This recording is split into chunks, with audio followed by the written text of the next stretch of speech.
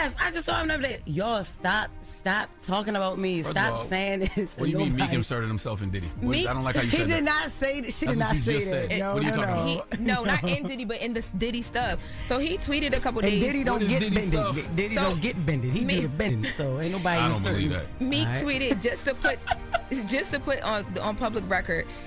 No, he had tweeted something else before this. He was talking about the little Rod guy or whatever, right? But then he goes to clarify what he actually saw at Diddy parties. He said the craziest thing he's seen at a Puff party is coke vibes, and that's going on at all these parties. I'm from North Philly. I had millions since I was 23. I don't even want to be addicted to weed. Behind hip-hop's glitz, Diddy's secret parties allegedly trapped dozens. Phones seized, cameras rolling. Cassie Ventura's 2023 lawsuit and insiders reveal systemic blackmail, while stars like Meek Mill were drawn in, raising the question, who really survived unscathed? Meek Mill's story starts in Philly, a city that raised him tough. He was born Robert Rye Meek Williams in 1987, and by the time he was 5, his dad was gone, shot and killed in the streets. That single tragedy shaped him forever. By his teenage years, Meek was already famous on the block. He'd stand on corners with braided hair, a cheap notebook, and rap until crowds formed. People called him the voice of North Philly. It wasn't just music, it was survival. In 2008, that same kid landed in jail on gun charges, starting a cycle of arrests and probation battles that nearly killed his career. But instead of breaking him, it made him the face of injustice. Millions later rallied behind him when #FreeMeek went viral.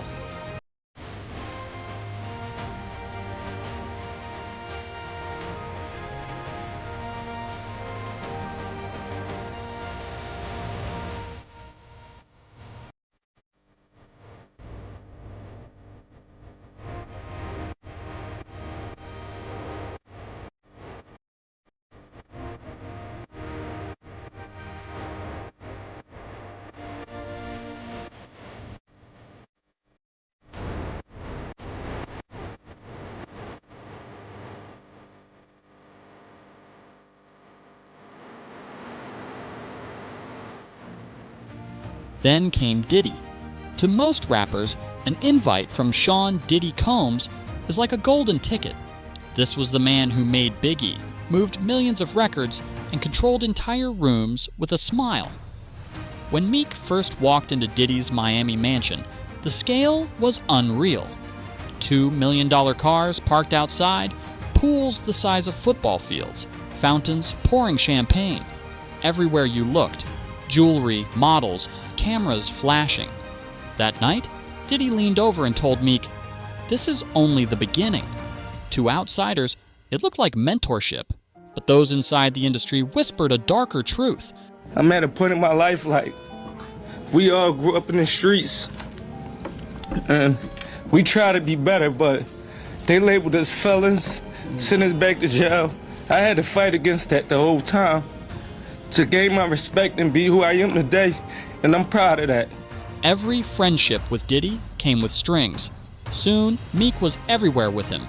Clubs, parties, red carpets. Fans online started asking if Meek was becoming Diddy's new golden boy. Old friends back in Philly noticed the change too. He stopped posting with them. His energy felt different. Some joked about initiation parties, others swore they saw red flags. The kid from Philly was now standing in Hollywood shadows. But was he being lifted or trapped? Here's where things get dark. Industry insiders call them freak-offs, secret gatherings where Diddy allegedly controlled everything. Dozens of women flown in, phones taken at the door, and anyone who walked inside knew the deal. What happens here doesn't leave, but somehow, whispers always did. Staff later claimed the routine was identical every time. Expensive liquor stacked like trophies, bowls of pills placed openly on tables, and cameras hidden in plain sight. One assistant recalled, "It felt less like a party and more like a setup." And then the photos started leaking. Grainy shots of rappers, athletes, even Meek Mill caught blurry in the background. Fans immediately asked the question, was he there by choice or as bait? Jaguar Wright, who worked around the industry for years, swore these weren't parties at all. She called them rituals. A controlled environment where power was tested, reputations compromised, and loyalty sealed by silence.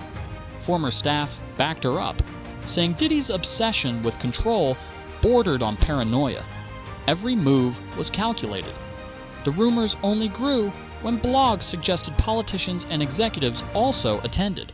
No names ever printed, but the implication was clear. These nights weren't just about pleasure, they were leverage. Paparazzi once snapped Meek leaving a Diddy mansion at sunrise. He wasn't smiling, his body looked tense, almost stiff, as if the weight of something followed him out the door. Within hours, Twitter pushed the hashtag #ProtectMeek, but the trend vanished just as quickly. In a series of tweets, he stated, "I'm from Philly. I don't do coke or freaky Molly. Nobody won't ever offer me coke because I'm that heavy. No man or what would ever approach me about gay activity. And the whole place don't get flipped. Woke up seeing this on every blog like they know I'm coming, LOL." Meek expressed his respect for the LGBTQ culture as he wrote, "One love to the gay people." But he then denied the claims about him saying, "Every blog site enhanced that post to make me seem gay. They are designed to destroy the image of leaders. It can't work with me though. You gotta really kill me and I still will get bigger after death." Meek Mill engaged in a fiery exchange with Andrew Tate and DJ Academics regarding rumors about sharing a personal moment with Diddy. Not long after, an old Diddy interview resurfaced. He laughed on camera saying, "I own my artists." People once took it as a joke, until Cassie's lawsuit years later described parties where everything was filmed. In a bombshell $30 million lawsuit, Diddy's ex, Cassie Ventura, has accused him of rape, sex trafficking, and domestic violence. Suddenly, the punchline felt like a confession. If that's true, then the question becomes terrifying. Did Meek know he was being taped? The turning point came in 2023, when Cassie Ventura sued Diddy. November 16th, 2023. Diddy's downfall seemingly began after Cassie Ventura filed a civil lawsuit against him, accusing him of years of SA harassment and rape. The lawsuit also alleges that she was to engage in acts with male adult entertainment workers while Diddy watched himself and filmed the encounters. Cassandra Ventura's lawsuit contains several details that you may find familiar. The document states that Diddy's assistants would set up the freak-offs by preparing hotel suites with baby oil and glide, and that she was supplied with excessive amounts of illicit substances and alcohol. Additionally, Diddy instructed Ms. Ventura to pour copious amounts of oil over herself. Diddy allegedly used several different devices to film the encounters, including Ms. Ventura's cell phone. Her lawsuit shook the music industry to its core, but buried deep in the legal filing was one chilling line. An unnamed rapper from Philadelphia. For fans, it didn't take long to connect the dots. Within hours, Twitter exploded with speculation. In November 2023, it all started to unravel when Cassie Ventura, Diddy's former girlfriend, filed a lawsuit accusing him of years of abuse, manipulation, and violence. What was once whispered in the industry suddenly exploded into public view. Cassie's lawsuit wasn't just an isolated event. It was the first domino in a cascade of allegations that have continued to emerge. Let's break down the key allegations Diddy is facing, starting with the Cassie lawsuit. In her complaint, Cassie claims that Diddy not only physically abused her, but coerced her into disturbing sexual situations, including forcing her to engage with male escorts while he watched and recorded. These allegations, graphic and shocking, were enough to cause a media storm. But what followed was even more disturbing. Hashtag Meek Mill was suddenly trending, but not for his music. Memes spread like wildfire. Some mocked him, others begged, "Protect Meek at all costs." The silence that followed made things worse. Meek quickly denied involvement but never gave long explanations. To his supporters, that restraint showed wisdom. To his critics, it looked like fear. And when industry bloggers started digging, They found fuel everywhere. Old photos of Meek at Diddy's mansion, screenshots of now-deleted tweets, even archived Vlad TV interviews that suddenly racked up millions of replays. Then came the whispers from Gene Deal, Diddy's former bodyguard. He never said Meek's name outright, but his cryptic comments, "Loyalty was always tested," only poured gasoline on the fire. Online forums branded it Hollywood's grooming system, a cycle of control disguised as mentorship. Meanwhile, fans noticed something else: Meek's sudden pivot. By 2019, TMZ reported he had stopped showing up at Diddy's parties. Around the same time, Meek became the face of prison reform activism. To many, that looked like growth.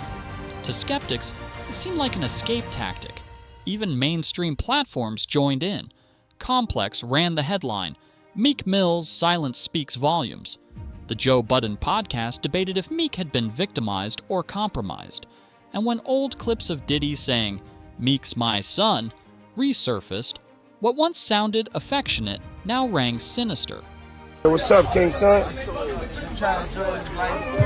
Man, you doing it, man. You deserve it, Daddy. You putting in that work. Proud of you. I love you.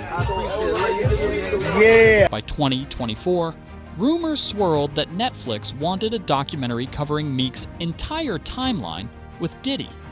Lawyers quickly sent warnings, but the narrative stuck. Meek was inside the circle. The haunting question remains: was he a victim, a survivor, or an accomplice? By the time Cassie's lawsuit hit headlines, the media wasn't just reporting a scandal. They were turning it into a story about culture itself. Suddenly, infection wasn't about illness anymore. It was about influence. Diddy wasn't just accused of wrongdoing. He was framed as a man who had, some argued, infected hip-hop with a cycle of exploitation that quietly spread for decades. Cassie's legal battle became a symptom, not the root cause. And in the middle of it, Meek Mill emerged as something more than a rapper. He became a symbol of survival. Analysts and academics began drawing comparisons between the alleged blackmail systems in the industry and oh boy, school mafia control, noting eerily similar power dynamics and mechanisms for silence. Even old Tupac interviews resurfaced, gaining new meaning under this lens. They silence truth with fear. Jaguar Wright warned in a fiery interview, and her words seemed to echo across every YouTube expose that followed, some racking up over 5 million views in weeks.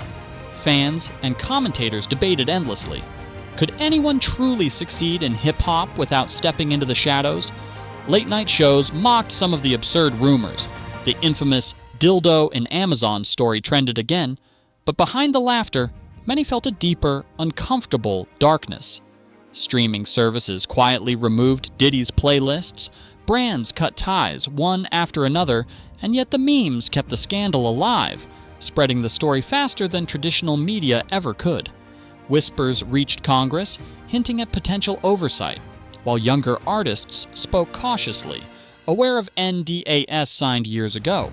Some called Meek a hero for staying silent. Others accused him of knowing too much. Either way, his career survived, and the public began seeing the industry itself as compromised. The infection, in this sense, had become a metaphor for corrupted fame, a system where ambition and danger were inseparable. And now the haunting question lingers: how deep does this corruption really go? July 2025 shook the industry. Diddy was convicted on Mann Act charges, and the headlines didn't mince words. He could face up to 20 years in prison, with appeals looking slim. Prosecutors called it a victory for victims, and inside the courtroom, statements from those affected brought even seasoned lawyers to tears. Meek Mill's name surfaced again, but this time in whispers of survival. Commentators quickly noted, distance saved his career.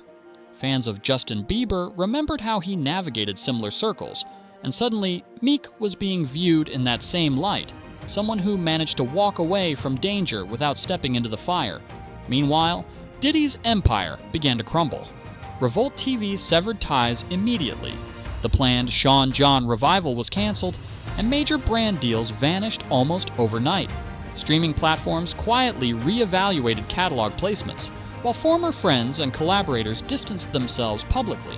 Even ex-bodyguards, once silent, started speaking out, and rumors about federal protection for high-profile figures resurfaced, raising questions. How long had the truth really been hidden?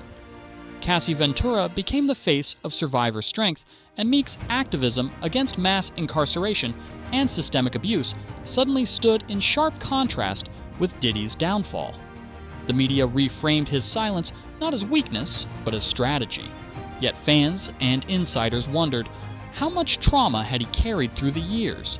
Book rumors swirled, whispers of tell-all memoirs and sealed testimonies reaching courtroom observers. Judges remarked that Hollywood will never be the same.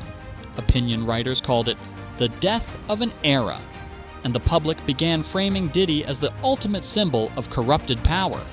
Through it all, Meek's survival became almost mythic, a cultural parable of caution, timing, and luck. Fans joked he dodged the infection, while industry insiders braced for the domino effect. Who would be next? Diddy's empire may have fallen, but the shadows he cast lingered, haunting the very stages and studios where fame once promised glory.